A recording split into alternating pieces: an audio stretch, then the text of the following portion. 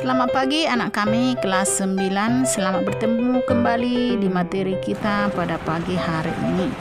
Sebelum belajar, Ibu mengharapkan anak didik kami berdoa terlebih dahulu supaya setiap kegiatan yang akan kamu lakukan diberkati oleh Tuhan. Materi kita pada pagi hari ini yaitu berjudul listrik statis dalam kehidupan sehari-hari. Silakan ikuti video berikut. Apabila sebuah muatan positif didekatkan dengan muatan positif atau muatan positif didekatkan dengan muatan negatif, apakah tarik menarik atau tolak menolak? Sekarang kita belajar mengenai listrik statis, hukum Coulomb, dan muatan listrik. Apabila muatan positif didekatkan dengan muatan negatif, akan tarik menarik. Dan apabila muatan positif didekatkan dengan muatan positif, akan terjadi tolak menolak.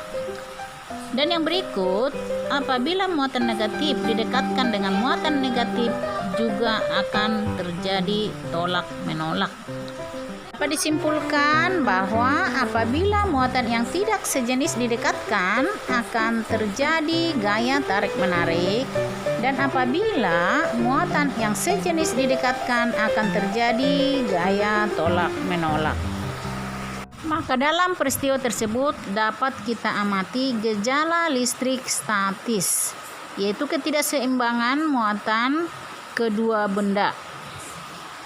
Contoh listrik statis dapat kita lihat pada serpihan kertas dan mistar yang sudah digosokkan dengan kain wol.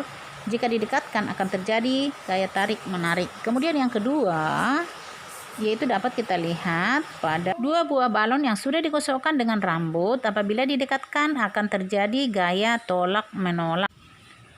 Mistar dapat menarik serpihan kertas, juga balon dapat menolak balon yang lain. Itu disebabkan karena mistar dan balon menerima elektron yang bermuatan negatif dari rambut. Benda bermuatan itu disebabkan karena adanya ketidakseimbangan muatan antara kedua benda. Sekarang kita lanjutkan dengan muatan listrik. Muatan listrik ada 3, yaitu muatan negatif. Sebuah benda dikatakan bermuatan negatif apabila kelebihan elektron. Kemudian muatan positif. Sebuah benda dikatakan bermuatan positif apabila benda tersebut kelebihan proton.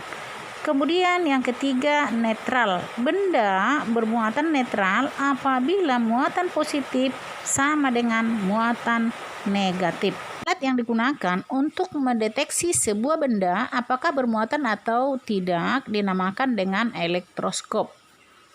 Elektroskop terdiri dari kepala yang didekatkan kepada benda yang akan dideteksi muatannya, dan pada bagian bawah terdapat pita aluminium yang dapat membuka atau menutup akibat pengaruh muatan yang dimiliki oleh elektroskop dan benda yang didekatkan. Sekarang kita lanjutkan dengan hukum Coulomb.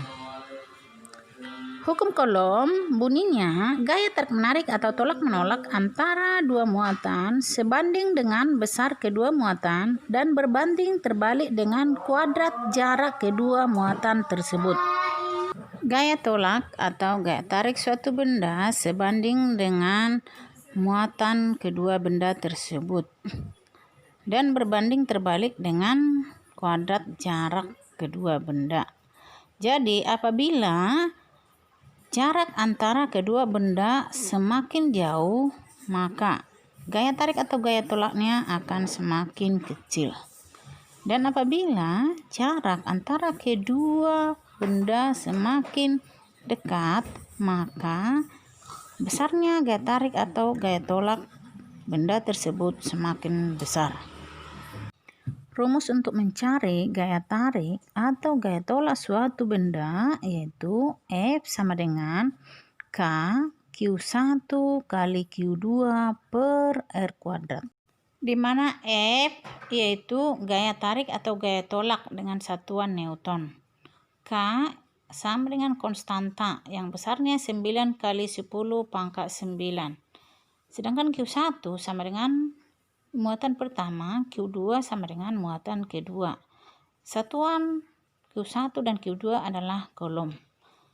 R sama dengan jarak antara kedua muatan dengan satuan meter.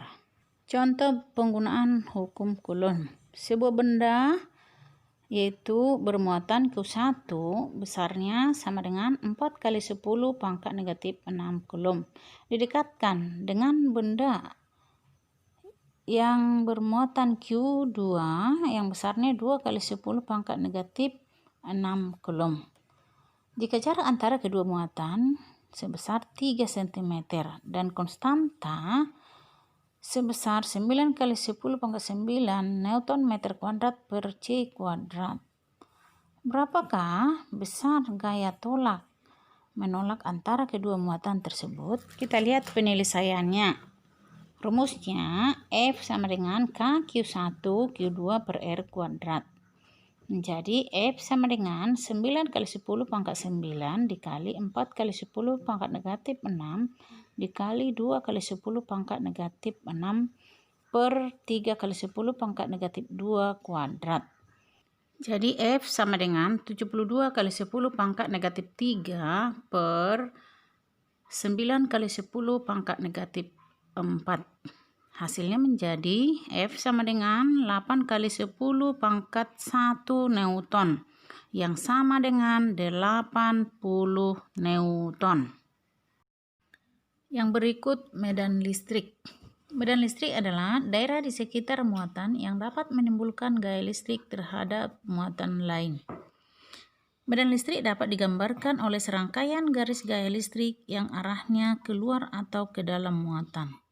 Arah gaya listrik ke dalam digunakan untuk menunjukkan muatan negatif dan arah gaya listrik medan keluar digunakan untuk menunjukkan muatan positif. Bisa kamu lihat pada gambar berikut. Sedangkan kuat medan listrik adalah besarnya gaya listrik yang bekerja pada satu satuan muatan. Besarnya kuat medan listrik dapat dirumuskan sebagai berikut.